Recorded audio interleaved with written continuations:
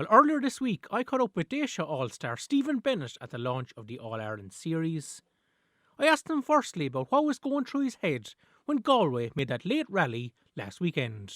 Yeah, they actually got the goal and we just heard there was 7 minutes at a time, so I suppose you'd panic for a second, but look, we were just thinking, we just need to get, in fairness, Michael Kiley came on and got a good score. I think we just need to, winning a ball even in the forward line is as good as a score nearly, so we just needed to kind of win a puck out or do something, Caleb Lyons going to go catch at the end as well, just little moments like that can win it for you, so yeah, look, it was encouraging that even though he left it slip that we still were there and won that, seen it out in the end. Can you talk us through your late point, Stephen, in front of the new stand, because it was a pretty important one after Jason Flynn got the second goal for Galway? Yeah, look, I was delighted it went over. I was kind of hobbling around waiting for which calf was going to cramp up first, but no, sure, look, it was nice to get the ball and just had a shot. I'd have been killed if I missed it, but we're not meant to be shooting out there. But no, it was nice to just get it over. It was a relief, and I said like Michael got one today or the score before that, so it was just nice to get on and bring it back to 4 points. Yeah. How important was it to have Jamie Barron back in the middle of the field, Stephen? Yeah, sure. Look, I suppose people wouldn't. There was no real talk about him missing because, in fairness, we kind of just we don't mention any injuries and we move on with whoever we have. But like Jamie, sure, he's as good as us there in the country. He has been with years. So yeah, look, it was brilliant. Like he only had 12 minutes under his belt all year, and to play like the way he did, sure, that's just the way he is. But you'd always get that out of Jamie anyway, So sure. Look, every team needs their big players. If you take the best players out of any team, they'll struggle a bit. So no, it was brilliant to see him back. So hopefully, we can just keep him now. Were you any bit surprised to see your own brother Shane lying out at centre back, Stephen? Not really, no. Just was when Irla went off and Tyga's gone. There's not a load of out and out centre backs really there. Shane plays there for the club a bit. But no, sure, in fairness, he was corner forward the first day and wing back then the next day. But just shows that Liam and the boys don't really mind. They'll throw fellas in. And sure, look, he went all right in fairness to him, so went okay. What was the difference between that display against Galway, Stephen, and the previous two against Clare and Laois? I don't really know, to be honest with you. There was nothing really we did differently. I think we just, against Galway, we kind of just wanted a performance. We were talking about the results and winning matches and that all along, but we kind of didn't even talk like that against Galway.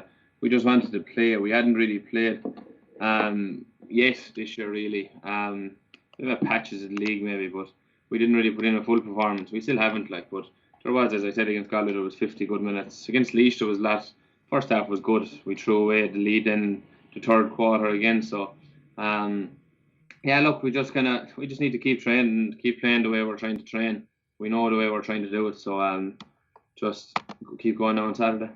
Liam Cahill expressed how kind of disappointed he was after that Clare game, Stephen, and he even admitted after the Galway game to us that maybe he was a little bit too hard on the players. How much were ye hurting after that loss in the Munster Championship? Sure, of course, you'd be hurting after losing any championship game, but I suppose the way we lost it really more so even. We've lost plenty Munster Championship games, that's not even it, but it's the way we didn't really put in a performance. We were hammered. I know it finished by 4 points, but we were awful. We didn't really play at all. We did nothing like we were supposed to do or how we talked about doing. So, that was kind of the worst thing. So, there, Liam, yeah, he did. He said things, but he was probably right in a lot of it. So, we take no notice really now, and just we knew that we needed to improve. How much of a difference did the crowd make the last day, Stephen? Yeah, unreal. I suppose against Laois there wasn't really loads to cheer about for a lot of it, but it was last day now was the first time I kind of really noticed. It was unreal. The Waterford crowd were brilliant, in fairness. I think there's more people going to be there Saturday now, so I suppose it's kind of down to us to give them something to cheer about. But yeah, they did. It was the first time actually, in 2 years like that, you've heard people shouting. Usually last year you'd put a wide or you'd score and there's nothing so it's just kind of very calm and weird but no, it is brilliant to have the people back. You kind of, it's a bit more exciting and get the people back in again. Did many from Ballysaggart make it up to Thurles?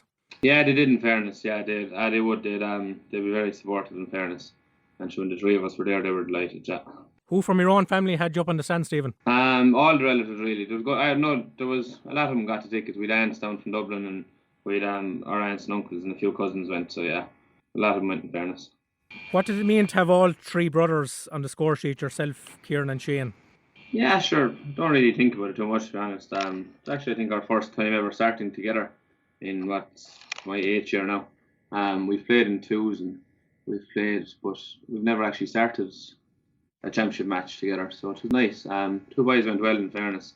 No, so look, we just try and see now if we put in a performance again on Saturday. I was speaking to your dad, Pat, before the All-Ireland final last year. He said he used to have breakfast with yourself and Kieran before the day of a big game. Is that still the case, Stephen? No, I actually moved out there a few weeks ago and I moved away from where the lads were, so we kind of do our own thing now. Very good, very good. And he was also saying that when you were younger, you used to play different sports like soccer and football and badminton, and he said you were particularly good at the cricket when you were younger. What do you remember about that? I don't know about that. I was the wicket keeper, I think, is that what it's called? I told him I was the best in goal for soccer, so they threw us in. Our old bus driver actually was played. So we gave it a few weeks of it, but no, we gave that up. We had a bit too much going on. What would be your go-to sport, Stephen, outside of hurling? Soccer and golf. I like soccer and golf. Yeah. Did you play a lot of golf during the lockdowns? Yeah, we actually joined back up again. In fairness, it was grand. There wasn't much else to be at, but yeah. So we all joined up again. And yeah, I played a bit of soccer with Broadview United or Tallow, say. So we actually have them in the club championship this year now. So we'll see if they'll want me back after the year. Yeah, there'll be a bit of spice in that, I'm sure, Stephen. What sort of handicaps do you have at the moment between the three? Shane is down off around 8 or 9. I'm 11, and Kieran is up around 17 or 18, but it's a joke. I don't know how he got the handicap. They just gave him one. But he can play better than that now. Do you get out often during the league and the championship, Stephen, when the game's on? Not really, no. Josh, when they're playing on every Saturday, like you're training 2 days a week, you're trying to get to the river and get to the sea kind of more so than to be walking around 18 holes. No, we'll play that now. There's plenty of time to play that when we get knocked out or when we win it, hopefully. Yeah. Is this more usually where you go to? Yeah. My mum's the bar manager there, so she helps run the place, so we just play there, yeah. Great stuff. And just a final one, Stephen, just in terms of, I suppose, your own practice ahead of a big game on the week of a match, would you be out hitting frees often every evening, or what's your sort of routine that way? No, I should probably start doing it, but no, I don't. Not really. Just train the Tuesday night. I hit a few before Tuesday and Thursday, but not really. Just kind of get to the river, do a bit of foam rolling and activation stuff, and no, just kind of take it easy. And you must be happy with your own form at the moment, Stephen, over the past 2 or 3 years since you got a good run of starts under Pádraig Fanning and also Liam Cahill. What do you put that down to? Yeah, I suppose just playing games, getting confident. Like I think I've played every game since every league and every championship game, bar the Westmeath game actually, I think in 3 years. So like when you're playing, you're going to be confident. You're getting a few scores, so kind of just enjoying it more as well and not really taking this. Not getting worried about it. What if this happens and if this goes bad, and you kind of get used to that, So no, just kind of taking it easy, just enjoying it a bit more. I think you kind of play better then anyway. So no, just happy enough. Bennett brings it out, takes it down brilliantly when he needed to, standing near the sideline. Has a look into the city end. It's over the bar. Class personified by Bennett.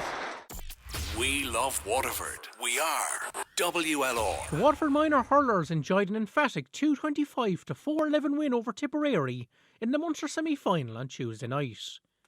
The Déise will now take on Cork in the provincial decider on Monday, August the 9th at Semple Stadium for a 7:30 throw-in. Here's how our big match commentary team of Kieran O'Connor and Michelle Ryan described the goals from Peter Cummins and Jack Toomey. No chance for Waterford here. O'Shea wins it from the puck out. He's outside the D. He has options. He's backing himself. He's going forward. He's getting the ball straight into Peter Cummins. Peter Cummins in the back of the net. O'Shea sent it up. And the bookmakers, son and grandson, sticks it in the back of the net. Not what price he was for the first goal, but he's got it. Peter Cummins. What an incredible finish there, Kieran, in fairness, and a lot of credit has to go to Liam O'Shea, and he's taking on that Tipperary defence and waited for the defender to come to and popped it back to Peter Cummins, and what a strike, an absolute bullet into the top of the net. Jack coming in the end line. What's he going to do? He's looking for a goal. Jack Toomey with a chance for a goal. Takes his shot. Back of the net by Jack Toomey. What a finish by the De La Salle ace there. Backed himself. His older brother Dean was doing it with the seniors. Jack Toomey's doing it for the county minors. Great score, Jack Toomey. A great win for the Waterford minors on Tuesday. Now it's down to the seniors on Saturday afternoon. Waterford versus Tipperary will be our George Corbett Skoda big match here on WLR. Join Kieran O'Connor and Fergal Hartley live from Páirc Uí Chaoimh from 1:15. Thanks so much for your company. Slán go fóill. Now you're hurling. Lorna Porca with Tomás McCarthy on WLR.